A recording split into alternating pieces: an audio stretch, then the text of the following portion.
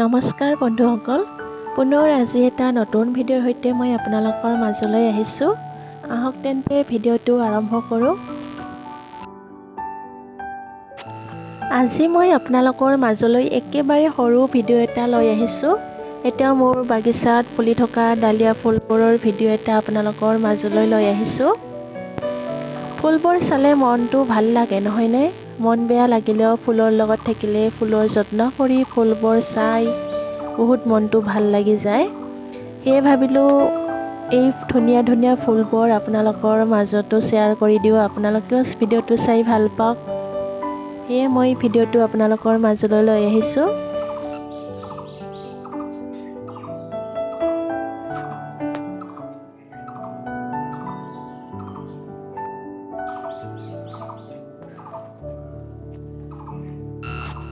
আগৰ ভিডিঅ'ত আপোনালোকক যে দেখুৱাইছিলোঁ ডালিয়া ফুলৰ কাটিং কেনেকৈ কৰে, তেনেদৰে কাটিং কৰা হয় এই ফুলবোৰ। এডালো পুলি মই নতুনকৈ কিনি আনি ৰোৱা নাই, চবখিনি মই ঘৰতে কাটিং কৰি ৰুইছোঁ। আৰু এয়া হৈছে জেচমিন। এয়া চ'ত বহাগ মাহ জেচমিন ফুল ফুলাৰ সময়।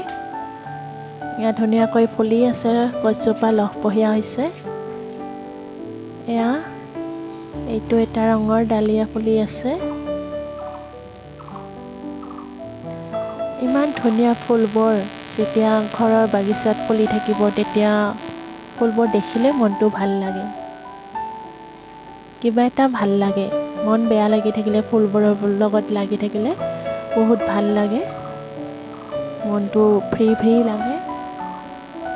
এয়া ভোট জলকীয়াডালো আপোনালোকক দেখুৱাইছোঁ, ইমান ধুনীয়াকৈ ফুলি আছে, ফলি আছে।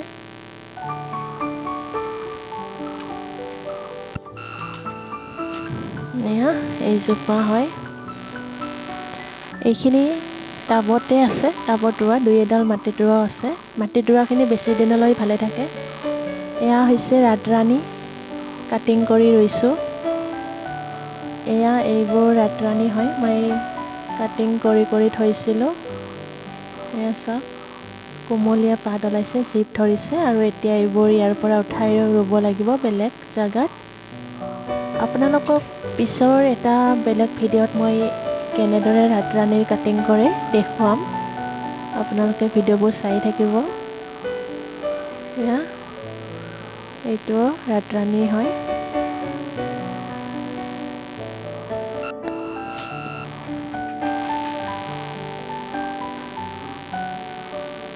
কুমলীয়া পাত ওলাইছে। এয়া গোলাপো আছে, দুই এটা মই ইয়াৰ লগতে গোলাপ ফুলৰ কাটিং কৰি থৈছোঁ। আপোনালোকক দেখুৱাম কেনেদৰে গোলাপ ফুলৰ কাটিং কৰে, ৰাতৰাণীৰ কাটিং কৰে। পুলি এডাল নতুন পুলি আনিবলৈ হ'লে বহুত দাম দি কিনি আনিব লগা হয়, 400-500। গতিকে গছ এডাল থাকিলে বা ক'ৰবাত পালে গোলাপ ফুলৰ এনেদৰে কাটিং কৰি ল'ব পাৰে। গতিকে আজিৰ ভিডিঅ'টো ইমানেই। ভিডিঅ'টো যদি ভাল পালে প্লিজ লাইক কৰিব, শ্বেয়াৰ কৰিব আৰু ছাবস্ক্ৰাইব কৰিবলৈ নাপাহৰিব। পুনৰ আহিম নতুন ভিডিঅ' লৈ আপোনালোকৰ মাজলৈ। আজিলৈ আহিছোঁ, বাই বাই।